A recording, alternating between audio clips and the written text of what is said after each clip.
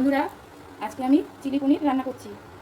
প্রথমে পনিরের মধ্যে একটু ময়দা মিশিয়ে নিচ্ছি, এবার দেবো একটু গোলমরিচের গুঁড়ো। এবার এটাকে একটু ভালো করে মিশিয়ে নেব, আর একটু দিয়ে দেবো অল্প করে লবণ। দেখুন আমার কড়াই গরম হয়ে গেছে, এবার তেল দিয়ে দেবো। তেলটা গরম হয়ে গেছে, এবার আমি একে একে পনিরটা তেলে ছেড়ে দেবো।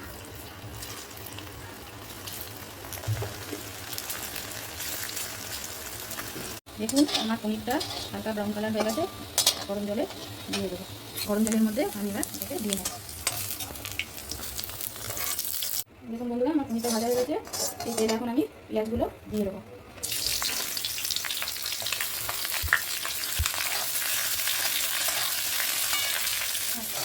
পেঁয়াজটা ভাজা হতে হতে এই সসটা আমি রেডি করে নেব। দিলাম ব্ল্যাক সোয়া সস,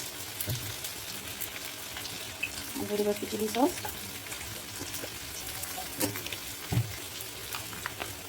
আর দেবো টমেটো সস। একটু ভালো করে পেস্ট মিশিয়ে নেবো। আর অল্প করে একটু ভিনিগার দিয়ে দেবো। দিয়ে সবটা ভালো করে মিশিয়ে নেবো। পেঁয়াজটা একটু ভাজা ভাজা হয়ে গেছে, এর মধ্যে দিয়ে দেবো আমি ক্যাপসিকাম। দেখুন সবটা একটু কাঁচা ভাতটা চলে গেছে, এবার আমি সসটা এর মধ্যে ঢেলে দেবো।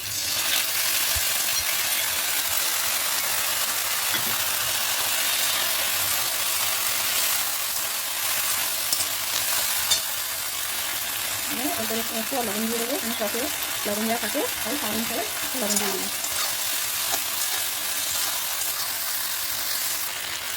এবার এই কাঁচা লঙ্কাটা আমি দিয়ে দিলাম।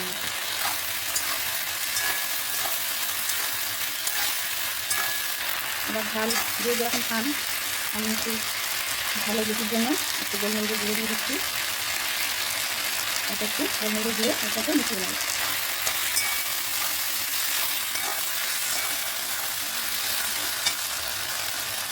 এবার দেবো আবার আর রসুনের পেস্ট।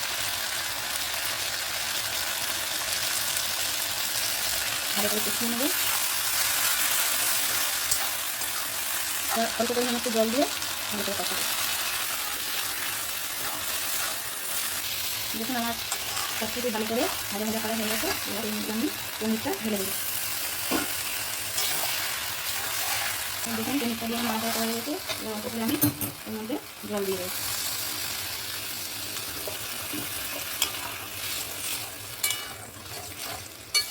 দেখুন এবারে এটা ফুটে গেছে গ্রেভির জন্য। এবারে মধ্যে একটু অল্প করে আমি মিষ্টি দিয়ে দেবো, চিনি দিয়ে দেবো, একটু ঝাল ঝাল মিষ্টি মিষ্টি হওয়ার জন্য। আমি একটু কালারফুল হওয়ার জন্য আমি একটু টমেটো দিয়ে দিচ্ছি। দানাগুলো সব ফেলে দিয়েছি, শুধু নিচের অংশটা আমি দিয়ে দিলাম একটু কালারফুল করার জন্য। আপনারা দিতেও পারেন, নাও দিতে পারেন। আমি লাল ক্যাপসিকাম ব্যবহার করিনি, তার জন্য টমেটো ব্যবহার করিনি। একটু থিকনেস হওয়ার জন্য আমি একটু অ্যারারুট গুলিয়ে দিয়ে দিচ্ছি।